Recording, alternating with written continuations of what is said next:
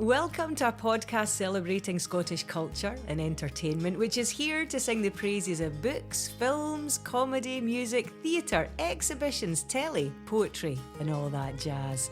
I'm Nicola Meehan. I'm an arts writer and broadcaster, and I'll give you the lowdown on what's coming up, what's happening now, what came before and what we love, which is to say that every week I'm here to give you a kick up the arts.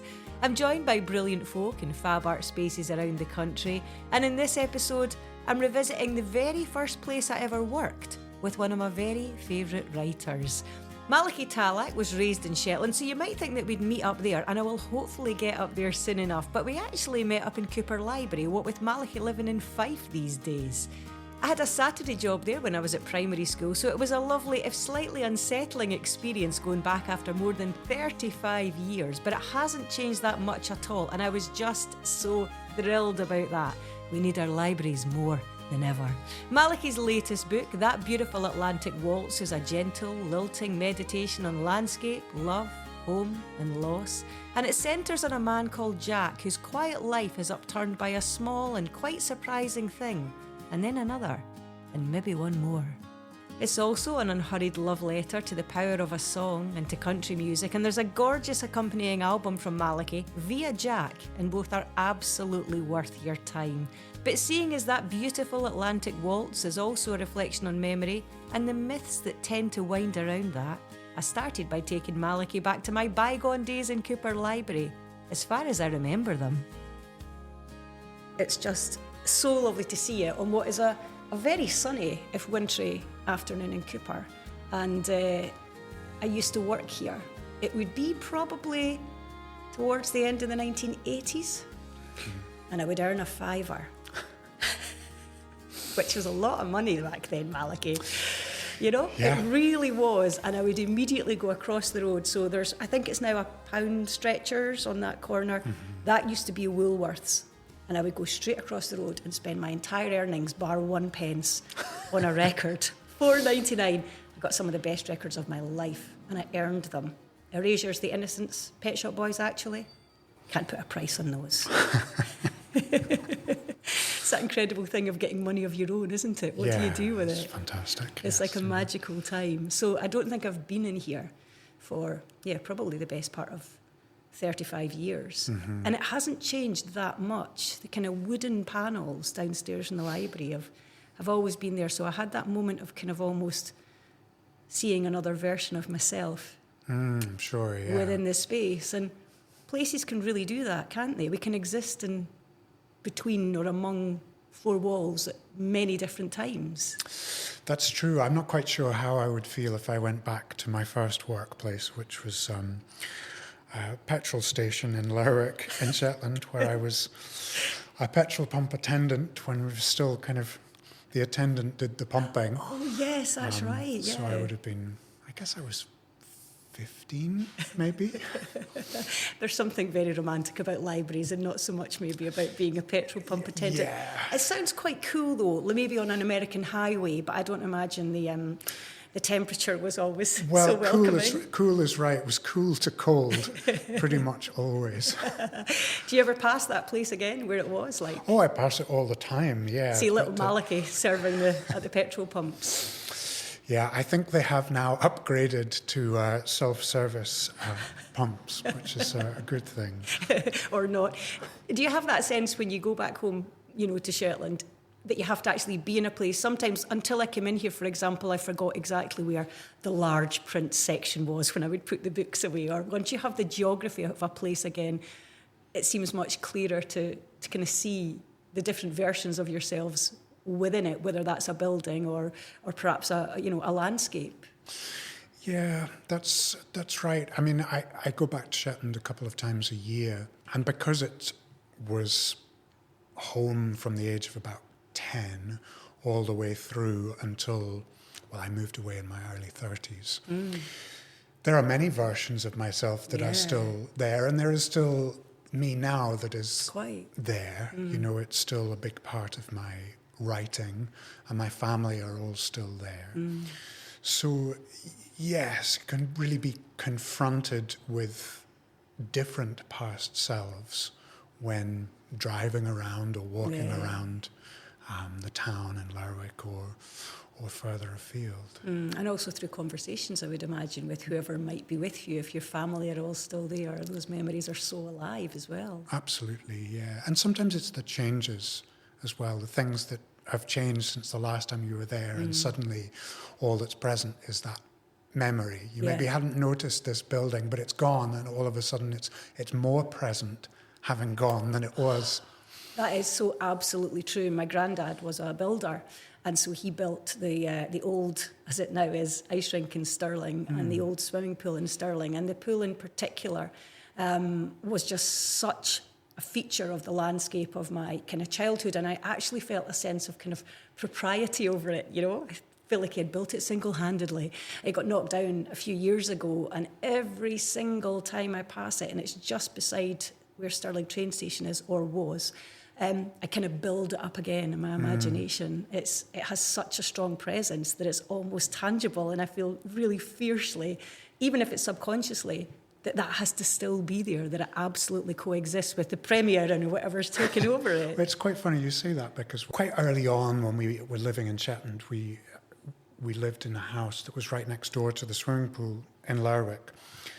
But in my early teens, that swimming pool was knocked down. And a new leisure centre was built as part of the leisure centre. But people still, whatever it is, 25 years later, still refer to it as the swimming pool car park. And so at some point I wrote a very silly song about the swimming pool car park and the fact that buildings disappear and their names live on. That is so absolutely true. And do you know that hotel car park is still called the swimming pool car park? It was a place of legend in and of itself. The boy racers could go there because it was a kind of a confined stretch of land in the middle of the town. But yeah, we do build these back up. And that idea very much of sort of encountering various versions of a character, ourselves or others, absolutely resonates throughout this wonderful book, doesn't it? Because we meet Jack in the present day, and we also meet him and he coexists, and we learn about him at every age, really from in utero, as a baby, as a younger man. And those things all intertwine, don't they? There's no there doesn't need to be a chronological narrative from A to B, because that's not really even how life works or how we learn about ourselves. No, that's right. I wanted the reader to get to know this character from three directions, essentially. So there is the contemporary story. There is Jack, this man in his 60s in Shetland today, or I guess it's set last summer. But you do also get the story of his parents meeting, getting married, and his early years. And then alongside that, you get Jack's imaginative world. You get the songs that he writes, the things that he creates. And he writes about experiences that are not biographical, that are not part of the life that he lives. And so there are these three angles, essentially, at which you can get at this character. Yeah, that's so true. And also we learn about him on the page, and we learn about him in song. And I wondered what that process was like for you, this idea of kind of getting to know Jack increasingly, and certainly it seems growing increasingly fond of him as we learn about him on the page, but also as you learned about him on the page and as you let him find his voice in song. Yeah, I suppose what I hope for when I'm writing fiction is to develop a fondness for a character, for the character to become rich enough as I write, that I start to feel that fondness for them, that I hope a reader is going to feel. Because at that point, they take on a kind of life. Yeah. And Jack is one of those characters that for me really took on a life as I was writing him. And the writing process becomes easier at that point, when you feel that you know this person, you feel you know what he will do in any given situation. But that's lovely. That's almost a trust in him as well, right? Yeah, it is a kind of trust.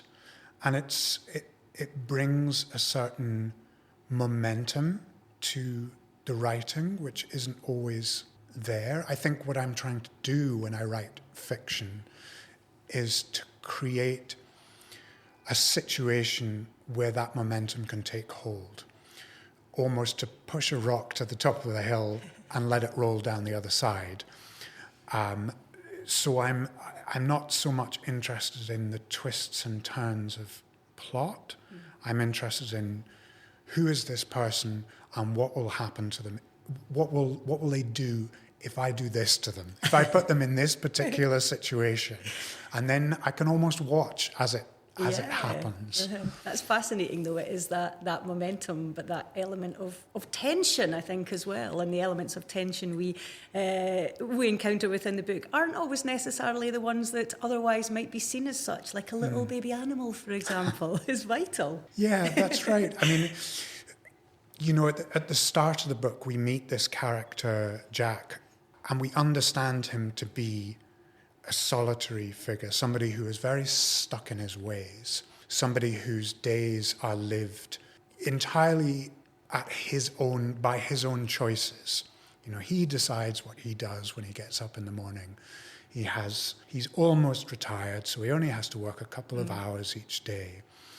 And so he's very much a stable person in that sense. But what happens is this almost insignificant event that this cardboard box is left on his doorstep and he doesn't know who has left it there. He opens it up and there is a kitten inside. And I suppose some people's lives are lived in such a way where a kitten arriving wouldn't be that big a deal. But for this particular character, it's a huge deal. It completely upsets his way of living. And he has to contend with that. He has to accommodate this animal in his life. And a whole lot of other things happen because the cat is like there. You say, once that boulder starts rolling, right, it's gathering all sorts on its way down. And he loses that control over his day-to-day life once the animal is there.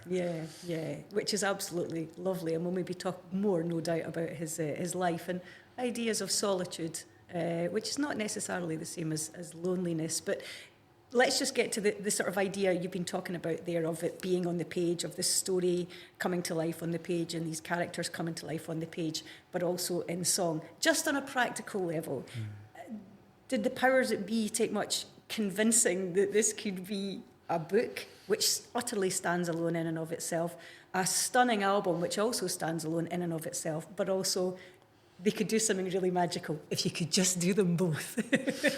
Well, the book I was confident about. I felt, having written a few. Yeah, this is book number 5, and I felt confident that I could do the book. I felt confident in my ability to write the songs, and I was hopeful that I could gather the musicians together and that we could make a good album from it. But I think there was a certain open-mindedness with my publisher Canongate about whether the two things needed to be together. But fortunately, when they heard the recordings, they were very pleased and have been very supportive from that point.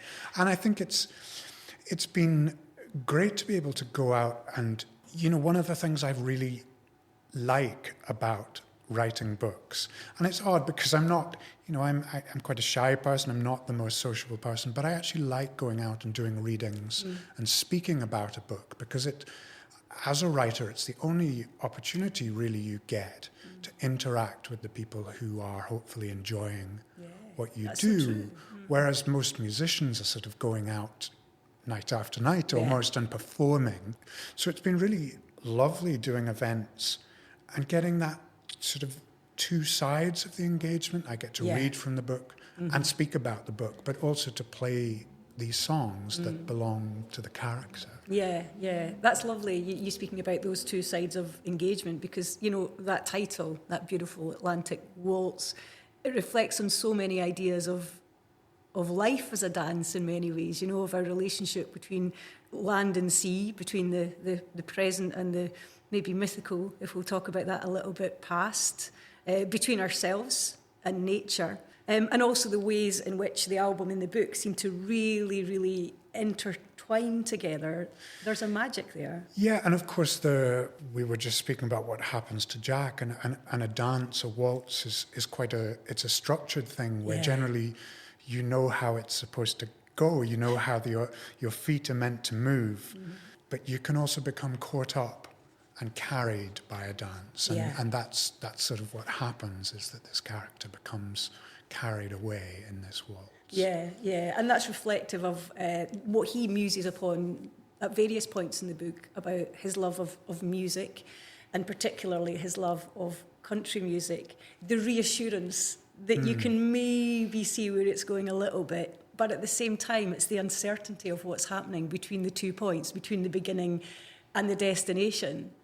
And that's vital. Yeah, that's right. There is this predictability. There's a predictability with a lot of kinds of music, but country music certainly has its sound and its subject matter. And once you know country music, you can hear a new country song, and you know what's happening. You know where it's going to go. Yeah. But there is that sort of variation and that space for surprise and space for joy and wonder that can come within a new song. Yeah. That idea of surprise and joy and wonder is also something that's lovely, because the book is about so many things, or it circles around ideas of so many things: family, memory, landscape, community, grief at various points, but also the sort of quiet wonder of leaving doors open and leaving ourselves open. And the power of doing that, even if you're living a really gentle and quite self-contained life. Yes, and Jack he doesn't do it willingly. I suppose, he's lived a closed life for a very long time. And so it is necessary for openness to be forced upon him, almost. And he resists it to a great extent, but ultimately, perhaps, he's not able to fully resist that openness. No, quite. With utterly, utterly wonderful scenes following. It's also a book about home in so many ways. Music is home, landscape is home, family is home. I love that Jack's first word is, maybe it's Mama, or maybe it's Hamer, which is the name of the cottage. It's never quite clear, right, which it is. And he's bound to both. He is completely bound to both. He lives still in the same house that he was brought up in the same house that his parents lived in, that his great-grand uncle lived in before them. So he is intimately tied to this place. This place is absolutely part of who he is. And I've written about that in my previous novel. There's a character who has a similar kind of tetheredness. But his relationship is very much lived through work, through crafting. And I wanted to write a slightly different character, Jack, as somebody who actually has rejected that life that his father lived. He didn't want to be a crafter, and so he sold the craft after his parents died, but he has stayed on in the house. And so he is still surrounded by that land. And where his parents lived that relationship very much through work, he lives it in part through ritual. He has this ritual of every morning heading out before breakfast, walking across the fields, walking up the hill, looking at the sea, coming back. And for him, it's just a kind of quick thing that he does first thing, but it is about tying himself over and over to the place that is his. Yeah, I think that also brings us closer and closer into that landscape, and I love the pace of his life. I loved the pace of the book. I even loved when he would have his cups of tea. There's something really quite reassuring in that sometimes.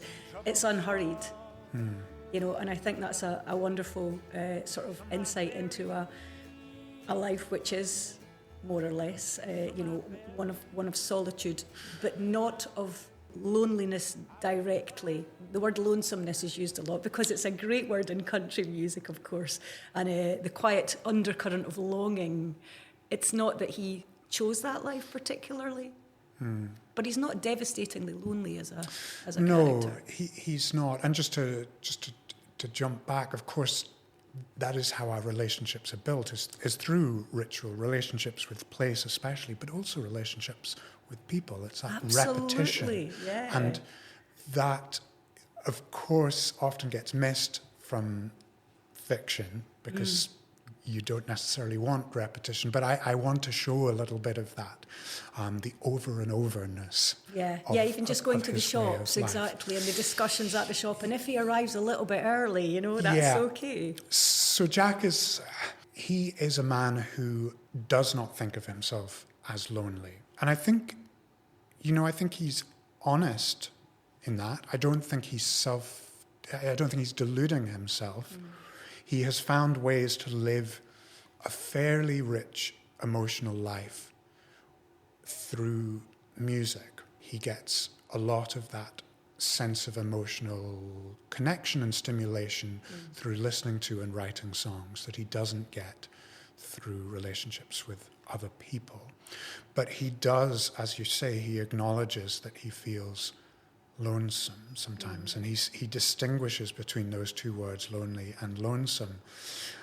Lonesome being a word that he knows and uses in song, but which nobody really describes themselves as lonesome conversationally. It's a word that is really it's a musical word. So true. Yeah, it's a lyrical word, isn't it? It kind of encapsulates all sorts of things. But it's lovely because the chapters alternate between kind of present day and the past, and we get to know Jack's mother and father through both, but certainly more in the past. And there's even a point at which his father, Sonny, muses on the great relief of aloneness, the luxury of it. Yes, and his sense of that is very much influenced by his experiences as a very young man, having gone away to be a whaler during his late teens. From the age of 17, he goes away each winter in Shetland, each summer in the Antarctic, as many Shetland men did up until the early 1960s. Hundreds of Shetland men would go away and earn money by being aboard a ship hunting whales for months out of the year, a place where it is almost impossible to be alone. And so he does, when he gets off that ship, he feels this incredible relief at being able to walk away from people. And there is that sense in which that relief somehow inhabits his son as well, who doesn't have that same experience. Yeah, that struck me as well. Although what's fascinating is that, again, we have these differing ideas of home. And for Jack's father, home really is at sea. He becomes land sick. He does, yes. He's torn, I suppose, in that he is very glad to be back. And once he marries, he does not go away again to the whaling. So he feels tied to the craft, and he realizes in later life that he has loved the work of the craft, even though he has done it out of a sense of duty, but as he gets older, he realizes he also enjoys it. Yeah. But he does also always feel that connection to the sea, or that the sea is part of his understanding of what home is. And again, I think that that's something that, men in particular, traditionally in Shetland, would have spent so much of their time at sea that it would have been part of what home was and who they were too. Yeah. That idea of almost I don't know if the word is, it's not tangible, it's not permanent, it's not solid, but it questions which of these are certainties, if you like. So I just love the idea that actually being at sea in this constant movement became the familiar. And it was really, really uncertain territory, being back on what we would call solid land. And there are other lovely ideas where at some points, Jack will reflect on the tangibility of music, that it's as real as the walls around him. We don't need something to be right there, touchable, to be such a physical force in our lives. Yeah, absolutely. And you can find the solidity that you need in surprising places, and perhaps not so surprising. You know, as a young man, Sonny works on a ship where everybody knows their role. Everybody has a job to do, and they have to do it. Yeah, yeah. And then you come back into a community, into a family, where you sort of have to find your role in some ways. There's more uncertainty built into family life and community life than there is into life at sea. Yeah, yeah. And also the certainty of a person. So Jack's great grand uncle Tom. Yeah. Did I get that right? Yes, yes. You know, this becomes a really interesting relationship as well. And later on, Jack reflects on the way that he was like an island, or he was like something solid. But that relationship is very much mirrored when Jack is a little baby, and Tom finds a sort of, I'm going to say an emotional outlet for his grief. That's not really quite what I want to say, but he finds a way of expressing and exploring his feelings through this tiny little baby, which isn't so different from a tiny little kitten which comes into Jack's life all these years later. We need something. Yeah, I mean, so Tom, the great grand uncle, is he's a character where there isn't an enormous amount written about him in the book, but I want the reader to sense the depth of him and of his relationship with Jack. We know early on that Tom lost his wife in childbirth and lost the daughter, the child, when she was young. Yeah. And he has lived with that grief for a long time. He's now, when we first meet him, he's about the same age that Jack is in the contemporary part of the story.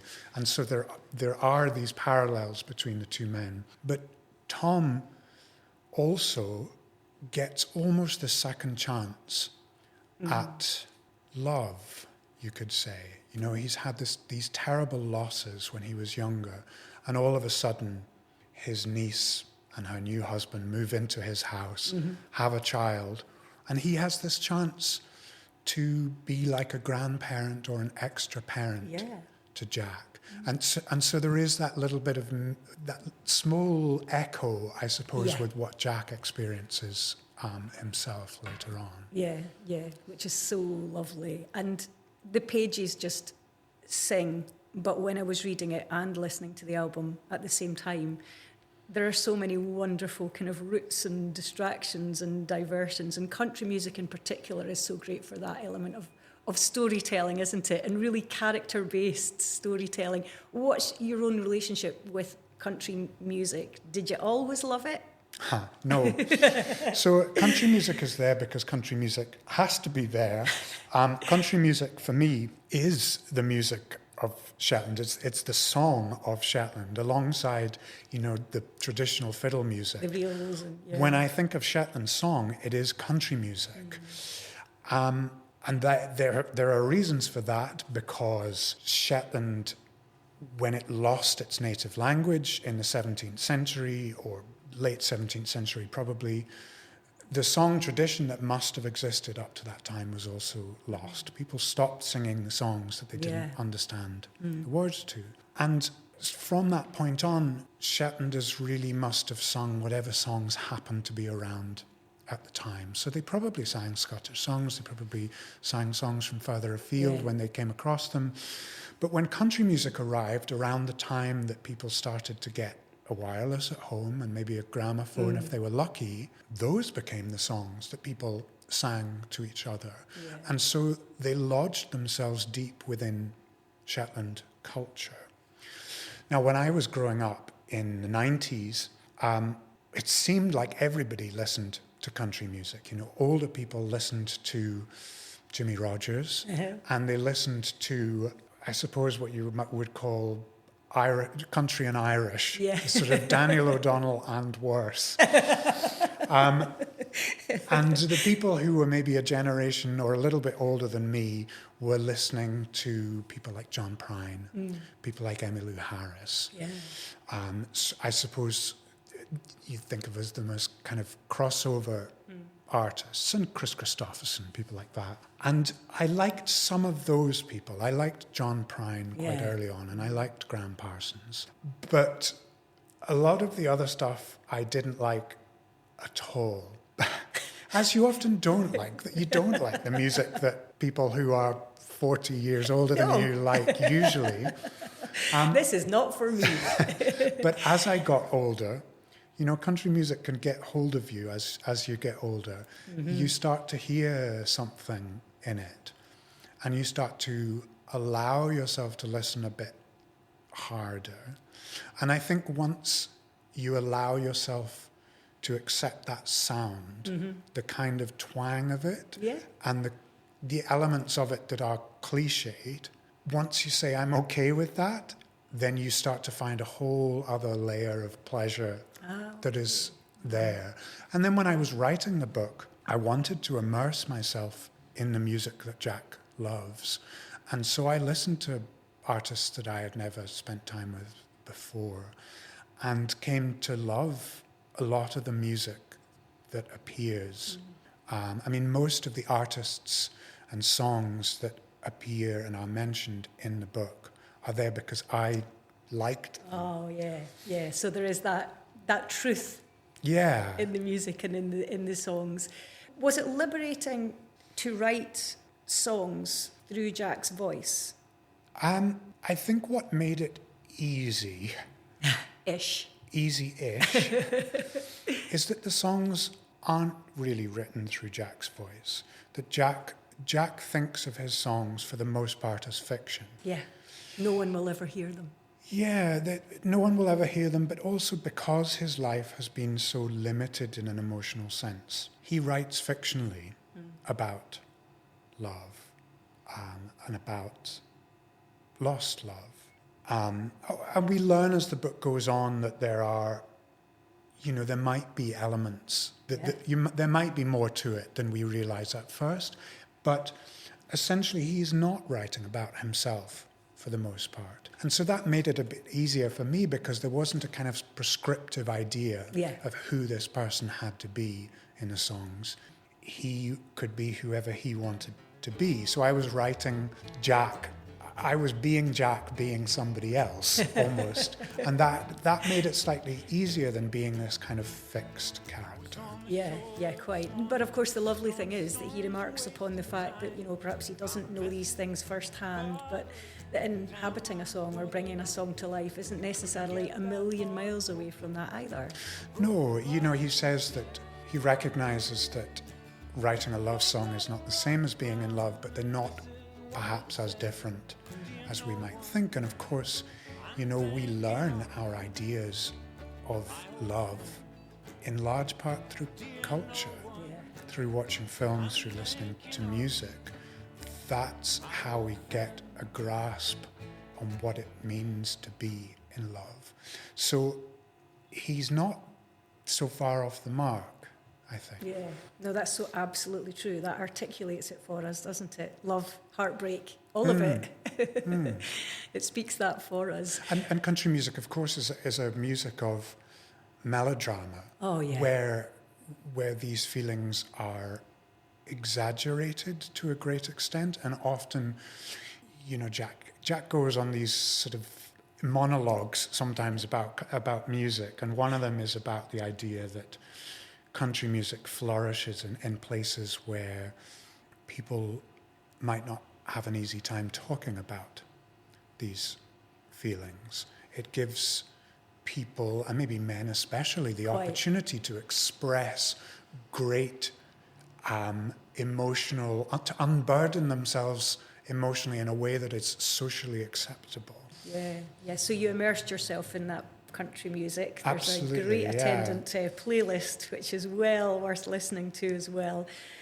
You wrote these songs as well. What about research for the other aspects of the book? Because, sort of historically, you go into quite a lot of the sort of mythology and history of whaling. You mentioned the crofting as well. Like, how long and how deep do you go in?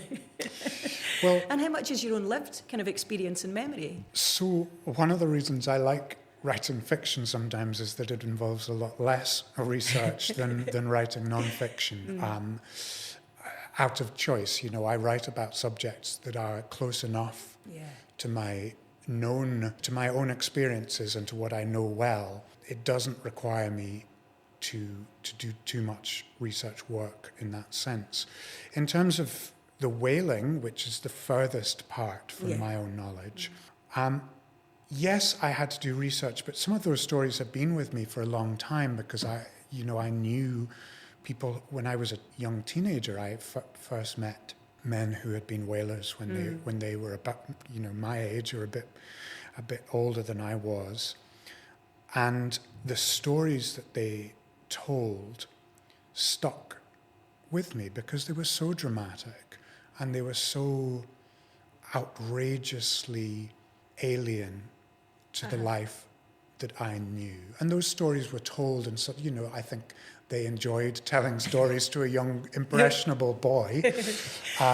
So there was probably elements of exaggeration and so on, but that's part of what storytelling is, and that element runs through the book as well. There's a sense in which some of the stories that are told in the historical part of the book almost sound exaggerated, and there's that little blurring of the line between myth and fiction, or myth and real life.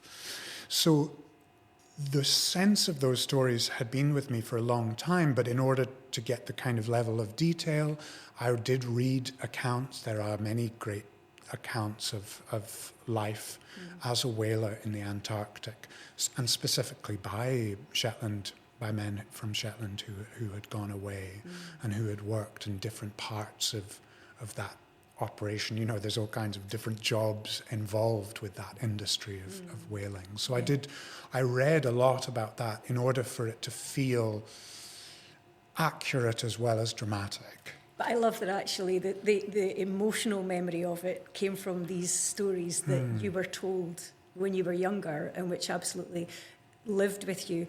And I love that idea of the sort of mythical element, but also, everything really, if we are retelling stories from anyone's past and we are revisiting memories, they're always going to have a sort of mythical sense to them. There's a magical aspect, I think, to just being able to go back and forward as we do in the book. And again, that's utterly what music does as well. Exactly. And Jack says at one point that in country music, the present is fictionalized and the past is mythologized. Yeah. And I wanted that sense that the chapters that are set in the present are fiction, but the chapters that are historical do have this slight touch of myth about them. And sometimes it's just a little detail that sounds like an exaggerated anecdote. So there's the story about Jack's parents getting married and the fact that the rain was so loud that nobody could hear what the preacher was saying. Yeah, like pebbles. Yeah. Yes. And so that just these little details that are brought into some of those stories that give it that slightly mythical feeling. I really love that about it, and it's kind of bookended with something similar. We can read whatever we wish to into it in many ways, which feels like such a gift. But it is just such a lovely way of reminding us that, within storytelling and within any of our lives, there are these kind of quiet moments of magic, whether you want them or not sometimes, right? They're there. Yes, and Jack's life is a quiet life in lots of ways, but it is infused with moments of magic, moments of drama, and moments of great change and passion. And so part of what I want to do in writing fiction is to illuminate the drama within quiet lives, lives that often wouldn't be written about. You're reminding me of a scene in which he goes back into the car park from doing his shopping, and it's a comment on the weather. The sky's completely changed, and it's a sort of reflection on the fact that change can happen instantly, and we see this at various parts in his life. But it's also just what you have to do. You have to just get up and have your day-to-day, and if you can have a song with it, then so much the better, right? Yes. Do you miss him? I miss him now. I miss being in that pace and that life. Well, that's good, because that's exactly what I want. I want to create characters that people enjoy spending time with, and when the book is over, they wish it had been a bit longer, so they could have spent more time with them. So I'm very pleased to hear that. It's difficult, and it's different when you're writing, because the time you spend with a character is inevitably a bit more challenging some of the time. And so, yes, I feel a real fondness for the character. And part of me thinks I would quite like to revisit him at some point. But I have never got to the end of writing a book and not been glad to get to the end of it. There is always a huge sigh of relief at the end. Wave him goodbye for a little while. Oh, yes. I suppose that's the other thing. We can romanticise these moments because we've lived with the exact amount of magic, myth, fiction, reality that we want to read into it in many ways and to listen into it. But just to bring us full circle, we'll go back downstairs and have a look in the library now. And I'm talking about meeting different versions of ourselves. Is that what it's like when you maybe first start to get an idea of a character? Do they kind of walk past you at a distance in some way in your imagination and then get closer? Do you bump into them sometimes and go, like, where did Jack first arise? It can become hard to remember how a story begins or how a character begins, because, well, kind of exactly as you put it, it starts very small and gets bigger, and as it gets bigger, it kind of crowds out whatever kernel was there in the first place. I remember this character starting to form, and the sense that music might be part of the story, and also that idea about how his life would become destabilized was there from early on. But I don't remember the very first thing. Yeah. I don't remember how I first thought about this person. And it's funny how that initial seed can disappear completely. Quite. Like that. But I love even that blurring of reality, though. You know? Yeah. When were you real and when were you not? Absolutely. It's once they become real in that sense, then the moment that the times at which they were just a sketch are lost. It is a bit like, you paint over a sketch and the sketch is completely erased. Yeah, but it's in there somewhere. Okay, well, I can at least point out a few different versions of me down the stairs by the large print section, Malachy, if you want to see. Thank you so much. Thank you. I really enjoyed speaking about it with you. Oh, me too. Thank you. And thank you, Jack. I love you. I miss you, Jack. Now, I've decided that I should maybe do an outro to these episodes. Obviously, I'm still working out what I am doing here. We've only been going for 2 months. But anyway, that was the wonderful Malachy Tallack chatting to me, Nicola Meehan, for a kick up the arts. His book and album, both called That Beautiful Atlantic Waltz, are out now via the mighty Canongate. If you'd like to be involved with the podcast, or you'd like me to come to your art space or venue or bookshop or record shop, we could maybe do a live event. I would love that. And I would love to hear from you. Also, if you're listening, wherever you are, I would love to hear from you too. You can get in touch at nicola@akickupthearts.org, or you can find me on social media.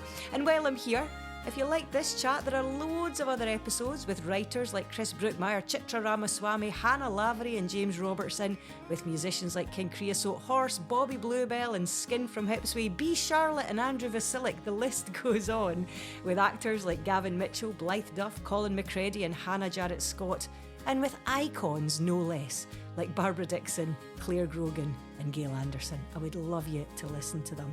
And finally, if you are into Scottish arts and culture, Ali Braidwood's Scots Way Hey podcast is the stuff of legend, as is he. It's well worth a listen. Right, I'll give you peace. Thank you for listening. Bye for now.